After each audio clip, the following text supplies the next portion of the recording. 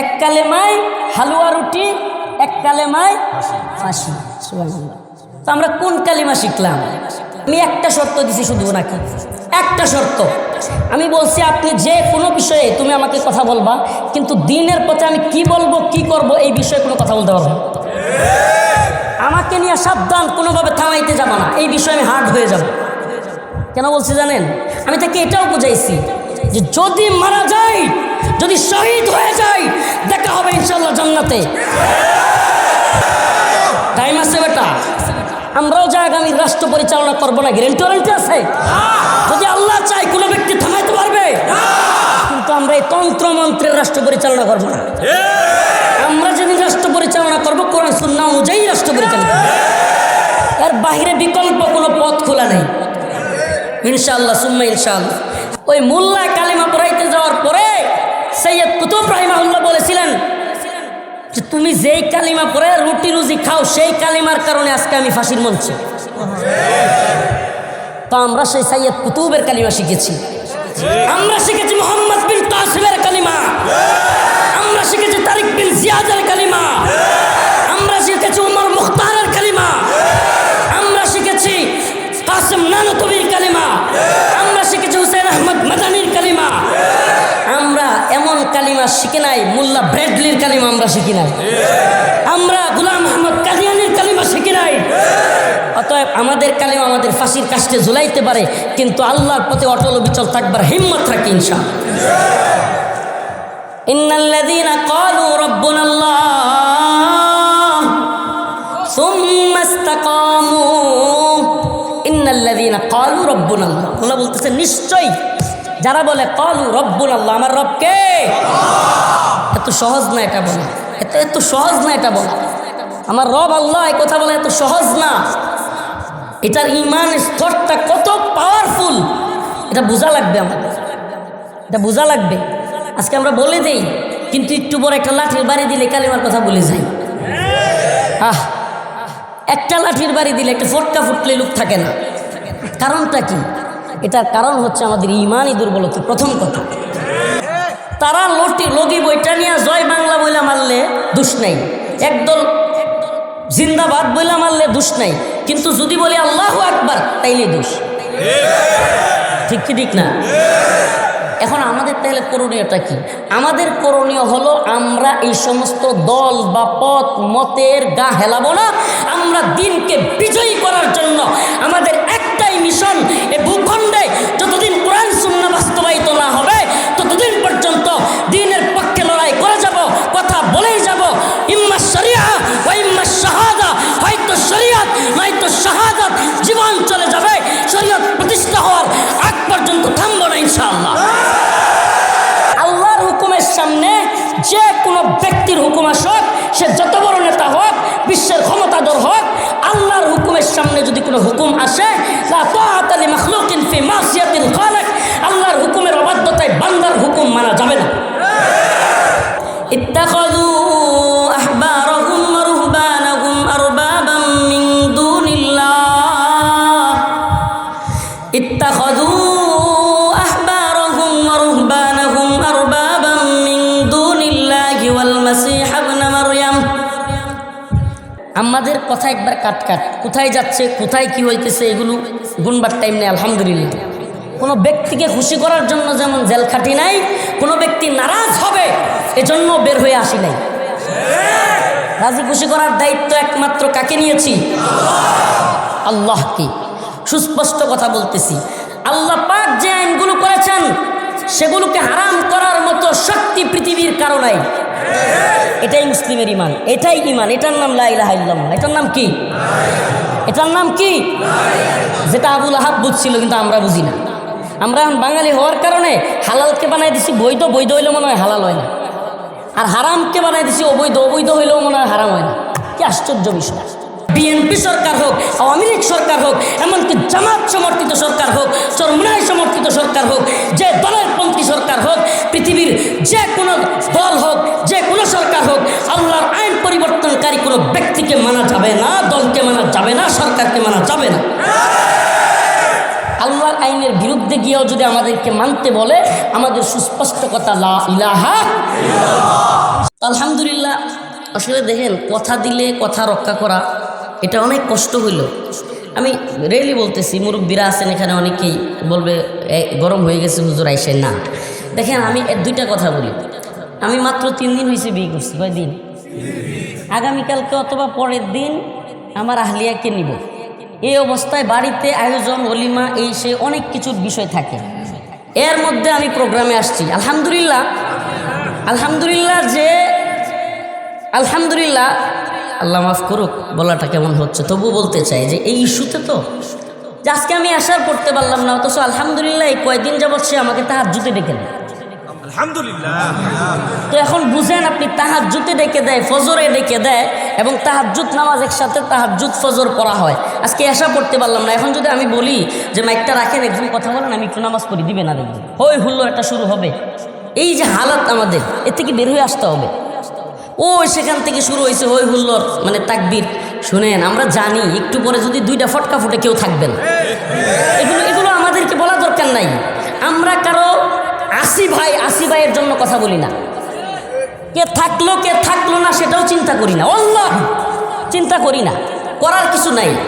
আল্লাহর জন্য কথা বলি। কার জন্য? রাজি খুশি করবো একমাত্র কাকে? এখানে তো হয়তো 3 থেকে 4 হাজার মানুষ হবে, এমনও তো প্রোগ্রাম আছে লক্ষ লক্ষ লোক হয়, আরও অনেক বীর হয়। কথাগুলো বলতাম না। দেখেন, আমাদের হালত খুবই নাজুক। দয়া করে ওলামাই কেরাম যারা আছেন বা মুরব্বিয়ান, মাফ করবেন, কথাগুলো একটু তিক্ত হয়ে যাবে। আমাদের হালত খুবই নাজুক। ইসলামিক অঙ্গনে এই অঙ্গনটা এমন হয়েছে, মাঝে মাঝে মনে হয় ওয়াজ ছেড়ে দিই। আল্লাহ, ওয়াজ ছেড়ে দিই। কারণ দিনী খেদমত হচ্ছে কিনা মাঝে মাঝে মনে প্রশ্ন আসে, দিনী খেদমত হচ্ছে কিনা। কারণ কিছু জানেন, যারা প্রত্যেক দিন নামাজ পড়ে না, এরা তো মাহফিলের দিন নামাজ পড়েই না। যারা প্রতিদিন ফজর পড়ে, এরাও মাহফিলের দিন ফজর মিস করে।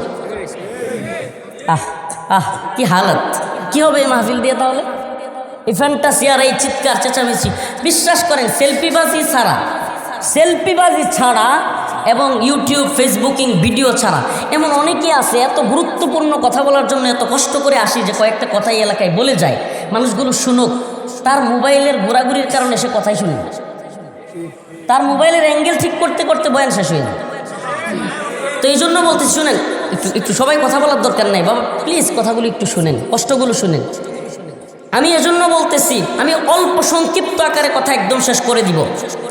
আমাকে পকেটে হাদিয়া দিল কি দিল না এটাও দেখব না, আমার নামাজ পড়তে হবে। আমি এখনই ছেড়ে দিব ইনশাআল্লাহ। অল্প 15 থেকে 20 মিনিট কথা বলবো, একবারে সিম্পল।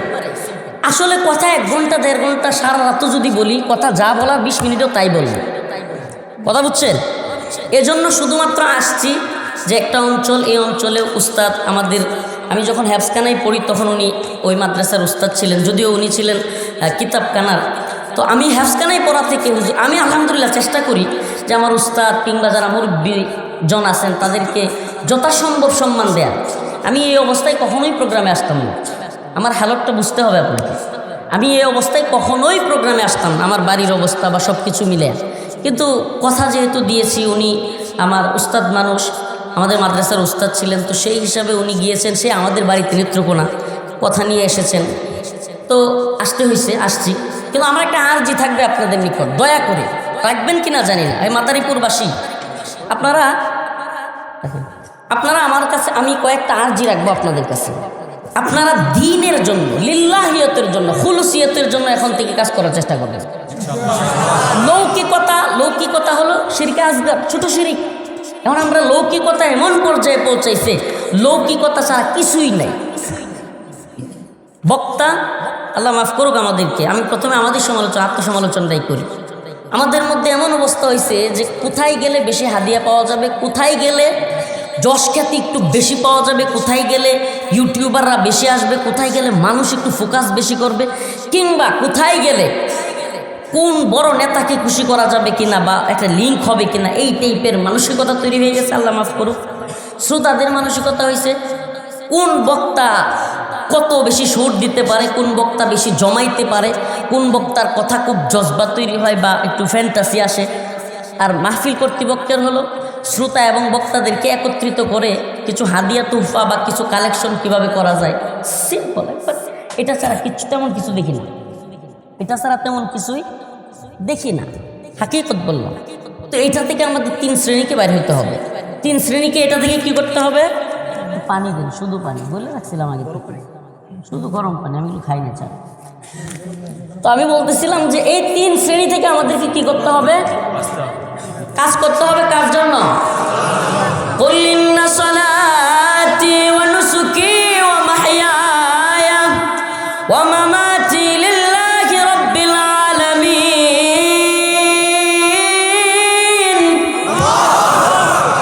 নবী আপনি বলুন, ইন্না সালাতি, নিশ্চয় আমার নামাজ, ওয়া নুসুকি ওয়া মাহইয়ায়া, আমার কুরবানি, আমার হায়াত, ওয়া মামাতি, আমার মৃত্যু, লিল্লাহি রাব্বিল আলামিন, কার জন্য? জোরে বলেন, কার জন্য?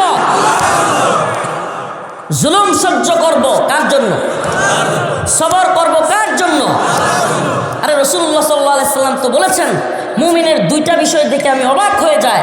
মুমিন যখন কষ্টের মধ্যে পড়ে সবর করে, আল্লাহ তার প্রতিদান দেন। মুমিন যখন সুখে শান্তিতে পড়ে তখন শুকরিয়া আদায় করে, তখন আল্লাহ প্রতিদান দেন। সুবহানাল্লাহ। আমাদের লস আছে? লস আছে? লস নাই। লস আছে যদি ফজর না পড়ি, লস আছে যদি কি না করি। আসলে কি জানেন, এখন আমাদের যা শুরু হয়েছে, যে আমি মাঝে মাঝে অবাক হই যে কথাগুলো বলতে হচ্ছে যে বাবারে নামাজ পড়েন, নামাজ পড়েন, আসেন বাবা নামাজে যাই। আসলে নামাজের বয়ান কীভাবে করার জিনিস, নামাজ কত কঠোর আপনি বুঝতেও পারবেন না। মান তারাকা সালাতান ওয়াহিদান মুতাআম্মিদান ফাকাদ কাফারা। যে ব্যক্তি ইচ্ছাপূর্বক 1 ওয়াক্ত নামাজ ছেড়ে দেয় সে কাফের হয়ে যায়। যদিও আমাদের মাযহাব এটা বলে না। ইমাম আহমদ ইবনে হাম্বল বলেন, এদেরকে ইচ্ছাকৃত নামাজ পরিত্যাগকারীকে মুসলিমদের কবরে দাফন করা যাবে না। কত কঠোর বুঝতেছেন? তাইলে বাবারে নামাজ পড়ো, নামাজ পড়ো বয়ান কামবাদ যে। আমাদের হানাফি মাযহাবে কি বলে জানেন? যে পাছায় পিড়ায় পিড়ায় গ্রেফতার করতে হবে, তওবা করার পর ছেড়ে দেওয়া হবে। এই হলো হাল। তাহলে আমাদের অবস্থা কি? আমাদের দিন প্রতিষ্ঠার প্রথম বাধা কি? আমাদের দিন প্রতিষ্ঠা হচ্ছে না কেন? আমি আগে চট্টগ্রামে যে প্রোগ্রামটা করছি ওখানে বলেছি যে আমাদের গোল, আমাদের মিশন কি হওয়া উচিত। এদেশে রাজনীতির পট পরিবর্তনে নিজে কেউ হেলায়া দিয়া পরে দিন শেষে মাথা ঠুকানো, হাই হাই কি হইলো, কারে আনলাম, নিজেও মরলাম, গুল্লায়ও গেলাম, কোনো পরিবর্তন নাই, যেই সেই, যেই লাও সেই। তাই তো হয় নাকি? এর বেশি কিছু পরিবর্তন আছে? তো হুজুর মনে হয় মাইটের খায়া এখন সরকারের বিষয়ে কথা বলতে চায় না, ভয় পাইছে, এই জন্য এইভাবে অ্যাঙ্গেলে কয়। হ্যাঁ, অ্যাঙ্গেলের বুঝছেন কি আর চিনছেন কি? আমরা 2 দিন পরে, মুমিন 1 গর্তে 2 বার পা দেয় না। মুমিন 1 গর্তে, আমরা 4 দিন পরে আবার কপালে মাথা ঠুকাইতে চাই না। এই দলের লোক আমরা না। 4 দিন পর আবার কি করতে চাই না? কপালে মাথা ঠুকাইতে চাই না। হাই হাই করলামটা কি? এই গণতান্ত্রিক প্রক্রিয়ার রাজনীতিতে যে বা যারাই গা হেলাইছে, দিন শেষে তারাই দিন থেকে বাহির হইয়া বা দিনের কাজ নমনীয় কইরা কুফফার, তাগুত এবং জালিমদেরকে খুশি করা ছাড়া আর কিছুই হয় নাই। আপনি একটু বিবেচনা করে দেখেন, কোন দল, আমার দাম বলার দরকার নাই, যে দলের পক্ষে কাজ করে প্রত্যেকটা দলের অবস্থা দেখেন, দিন শেষে হয়টা কি? দিন শেষে এই সমস্ত মানুষের কারণে কত মায়ের বুক খালি হয়, কত বাবা চোখের পানি ছেড়ে সন্তানের জন্য কান্না করতে হয়, কত সন্তান তার পিতামাতাকে হারায়। এই তথাকথিত রাজনীতির নামে এই সমস্ত মানুষগুলোকে মারা হয়, ঠিক কি ঠিক না? কিন্তু যদি আমরা বলি দিনের জন্য জীবন বাজি দিতে হবে, দিনের জন্য জিহাদ করতে হবে, তখনই বলে মৌলবাদী, জঙ্গিবাদী। হাস্যকর কথা। তারা লগি বইটা নিয়ে জয় বাংলা বইলা মারলে দোষ নাই, একদল জিন্দাবাদ বইলা মারলে দোষ নাই, কিন্তু যদি বলি আল্লাহু আকবার তাইলে দোষ, ঠিক কি ঠিক না? এখন আমাদের তাহলে করণীয়টা কি? আমাদের করণীয় হলো আমরা এই সমস্ত দল বা পথ মতের গা হেলাবো না। আমরা দিনকে বিজয়ী করার জন্য আমাদের একটাই মিশন, এই ভূখণ্ডে যতদিন কোরআন সুন্নাহ বাস্তবায়িত না হবে ততদিন পর্যন্ত দিনের পক্ষে লড়াই করে যাব, কথা বলেই যাব। ইম্মা শরিয়া ওয়া ইম্মা শাহাদা, হয়তো শরিয়ত নয়তো শাহাদাত, জীবন চলে যাবে, শরিয়ত প্রতিষ্ঠা হওয়ার আগ পর্যন্ত থামবো না ইনশাআল্লাহ।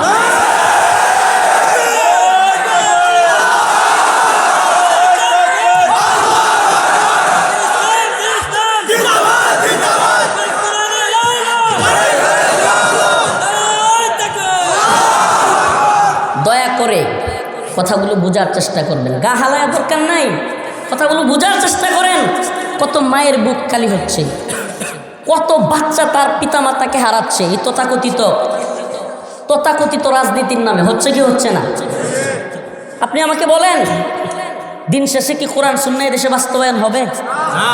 দিন শেষে কোরআন সুন্নাহ যদি বাস্তবায়িত না হয়, আপনার আমার আখেরাত কি হবে? এই যে এই পথে চলে যদি কেউ মারা যায়, তাকে যে আপনি শহীদ বলে দিলেন, কোরআন সুন্নাহর দলিল আছে নাকি? কেন? প্রিয় ভাই, কথাগুলো একটু বুঝবেন। যে সমস্ত গভর্নমেন্টগুলি আসে, এরা আল্লাহ পাক যেটাকে অবৈধ বলেছেন, হারাম বলেছেন, সেই বিষয়টাকে এরা হালাল করে না করে না? বলেন। আরে এরা তো সিস্টেমে করে। হালাল শব্দটা হলো আরবি, ওরা কোনো জিনিস হারামকে হালাল বলে না, অবৈধ বৈধ কি ব্যবহার করে? অবৈধ বৈধ। আমি আপনাকে প্রশ্ন করতে চাই, হালাল শব্দের বাংলা অর্থ কি? বৈধ। হারাম শব্দের বাংলা অর্থ কি? আচ্ছা, আল্লাহ পাক কোরআনে মদকে হারাম করছেন না হালাল করছেন? অবৈধ করেছেন না বৈধ? আমার রাষ্ট্র, আমার সরকার বা এই সিস্টেম সেটাকে হালাল করছে না হারাম? হালাল করছে, বৈধ করছে। আল্লাহ বলছে ইন্নামাল খামরু ওয়াল মাইসির ওয়াল আনসাব রিজসুম মিন আমালিশ শাইতান, এগুলো শয়তানের কাজ, এগুলো থেকে বিরত থাকতে হবে। মদ, জুয়া, আমার রাষ্ট্র, আমার সরকার বা এই সমস্ত সিস্টেম সেটাকে বৈধ দিয়েছে না দেয় নাই? তাহলে যদি আল্লাহ পাক যেটাকে অবৈধ বলেছেন সেটাকে বৈধতা দেওয়া হয়, এই সরকারগুলো কি কোরআন সুন্নাহর সরকার, কোরআন সুন্নাহর সিস্টেম নাকি তাগুতি সিস্টেম? সুস্পষ্ট কথা বুঝেন। তাগুতি সিস্টেম মানুষের উপর জুলুমি করতে পারে, ঠিক কি ঠিক না? তাগুতি সিস্টেম 2 দিন পরে একটা বলে, 2 দিন আগে একটা বলে, 2 দিন পরে কি বলে? একটা ছোট্ট উদাহরণ দিই, অল্প কথা বলবো, বেশি সময় নাই। মূল মেসেজটা পৌঁছানো আমাদের দায়িত্ব হলো, মূল মেসেজটা আপনাদের কানে পৌঁছে দেওয়া। কিছুদিন আগেও মানি লন্ডারিং আইন ছিল কি ছিল না? কিছু টাকা বিদেশে পাচার করলে সেটার জন্য মামলা হইতো, জেলে নেওয়া হইতো। এই পাচারকৃত টাকা দেশে আনার কোনো সুরত ছিল না। যেমনি রিজার্ভে টান পড়ছে, তেমনি রাষ্ট্রের রিজার্ভ, কেন্দ্রীয় রিজার্ভে টান পড়ছে, সাথে সাথে বলতেছে যারা বিদেশে টাকা পাচারও করছে তারাও যদি বৈধ পন্থায় রেমিটেন্সের মাধ্যমে টাকাগুলো নিয়ে আসে, 7% বা 2% বা 5% প্রাণাধনও দেওয়া হবে। তাকবীর দিবেন না? কত সুন্দর না?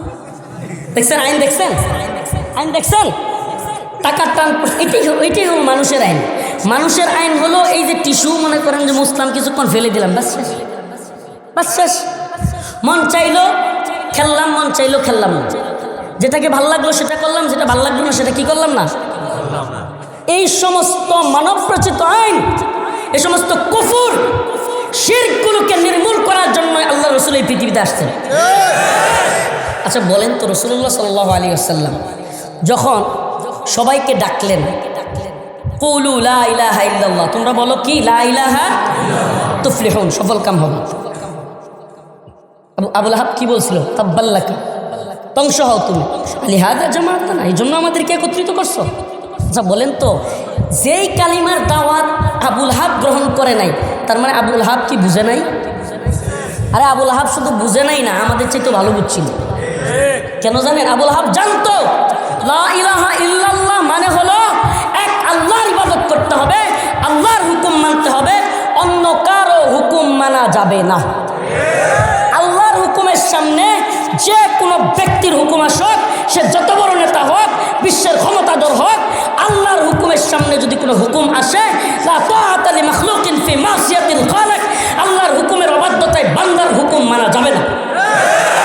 আবু লাহাব বুঝে ফেলছিল। আবু লাহাব এজন্য বলছিল তাব্বাল্লাকা লিহাযা জামাআতানা, ধ্বংস হও মুহাম্মদ, এই জন্য তুমি আমাদেরকে আনছো। কি বুঝলেন? আবু লাহাব বুঝছিল লা ইলাহা, বুঝেন কালিমার 2টা পার্ট। কালিমার কয়টা পার্ট? কালিমার পার্ট কয়টা? লা ইলাহা, এরপরের পার্ট ইল্লাল্লাহ। লা ইলাহা মানে লা ইলাহা, ইলাহ নাই। লা ইলাহা, ইলাহ, ইলাহটা কি আসলে? ইলাহ জিনিসটা কি? এক কথায় বেসিক, একবারে নর্মাল কথাই বুঝিয়ে দিই। ইলাহ হলো এমন জিনিস যা আল্লাহকে ছাড়া যার কথা মানা হয়। ইলাহ হলো কি? এমন জিনিস যা আল্লাহকে ছাড়া যার কথা মানা হয়, যার পূজা করা হয়, যার ইবাদত করা হয়। ইবাদতের সংজ্ঞা কি? ইবাদতের সংজ্ঞা হলো যদি কোনো ব্যক্তি আল্লাহকে বাদ দিয়া অন্য কারো হুকুম মানে তাহলেই এটাও ইবাদত। আমি আপনাদেরকে আদি ইবনে হাতেব রাদিয়াল্লাহু আনহুর একটা হাদিস শুনিয়েছি। রাসূলুল্লাহ সাল্লাল্লাহু আলাইহি ওয়াসাল্লামের কাছে আদি ইবনে হাতেব আসলেন। উনি বললেন যে আমার গলায় তখনও ক্রুশ ঝোলানো ছিল। রাসূলুল্লাহ সাল্লাল্লাহু আলাইহি সাল্লাম বললেন, হে আদি, ক্রুশটা ফেলে দিলেন। তারপর রাসূলুল্লাহ সাল্লাল্লাহু আলাইহি সাল্লাম ওই আয়াত তিলাওয়াত করতেছিলেন। কোন আয়াত? সূরাতুত তাওবা। ইত্তাখাযু আহবারাহুম ওয়া রুহবানাহুম আরবাবাম মিন দুনিল্লাহ, ইত্তাখাযু আহবারাহুম ওয়া রুহবানাহুম আরবাবাম মিন দুনিল্লাহি ওয়াল মাসীহ ইবনে মারইয়াম। আল্লাহ রসুলকে আল্লাহ পাক জানাইতেছিলেন যে তারা তাদের পণ্ডিত এবং যাযাবরদেরকে রব হিসেবে গ্রহণ করেছে। খ্রিস্টানরা কি করছে? এবং মসিহ মানে মরিয়মের ছেলে মসিহকেও, অর্থাৎ ঈসা আলাইহিস সালামকেও তারা রব হিসেবে কি করেছে? কথাটা বুঝেন। আল্লাহ রসুল সাল্লাল্লাহু আলাইহি সাল্লামের কাছে আয়াত নাজিল হলো যে ইত্তাখাযু আহবারহুম ওয়া রুহবানহুম। আহবার রুহবান হলো খ্রিস্টানদের ধর্মযাজক বা ধর্মপাদ্রী। এদেরকে খ্রিস্টানরা কি করছিল? রব বানিয়েছিল, ইবাদত করত। তখন আদি ইবনে হাতেব বললেন, ইয়া রাসূলুল্লাহ, আমরা তো তাদের ইবাদত করি না। এই ভালো করে বুঝেন, কথা বলিয়েন না। সাহাবী আদি ইবনে হাতেব কি বললেন? যে আমরা তো তাদের কি করি না? ইবাদত করি না। তখন রাসূলুল্লাহ সাল্লাল্লাহু আলাইহি ওয়াসাল্লাম বলেন, তোমাদের পাদ্রীরা, তোমাদের ধর্মযাজকরা যা হালাল করত, অর্থাৎ তোমাদেরকে যেই বিষয়ে আদেশ করত তা হারাম হইল, তোমরা মানতে কি মানতে না? বলতো হ্যাঁ মানতাম। যা হালাল করা হইতো তাকে যদি হারাম বলতো তাও মানতে কি মানতে না? বলে হ্যাঁ মানতাম। তখন রাসূলুল্লাহ সাল্লাল্লাহু আলাইহি ওয়াসাল্লাম বললেন, ফাতিলকা ইবাদাতুহুম ইয়্যাহুম, এটাই হলো তাদের ইবাদত। এটাই হলো কি? তাদের ইবাদত। তার মানে বোঝা গেল আল্লাহর আইন পরিবর্তনকারী কোনো ব্যক্তি, গোষ্ঠী, দল, সরকারের কথা মানাও ইবাদত। আমি বলতেছি না, কোরআন বলতেছে। কি বলতেছে? কে বলতেছে? কোরআন সুন্নাহ বলতেছে। আল্লাহর হুকুম বাদ দিয়া, মনে করেন আল্লাহ বলেছেন তুমি নামাজ পড়ো, আপনার মা বলেছেন নামাজ পড়ো না, আপনার মাই তাগুত। কথা বুঝেন? আপনার রাষ্ট্র আপনাকে বলতেছে, আল্লাহ বলতেছে আপনি মদ খাবেন না, রাষ্ট্র বলতেছে মদ খাও, লাইসেন্সও দিলাম, এরাই তাগুত।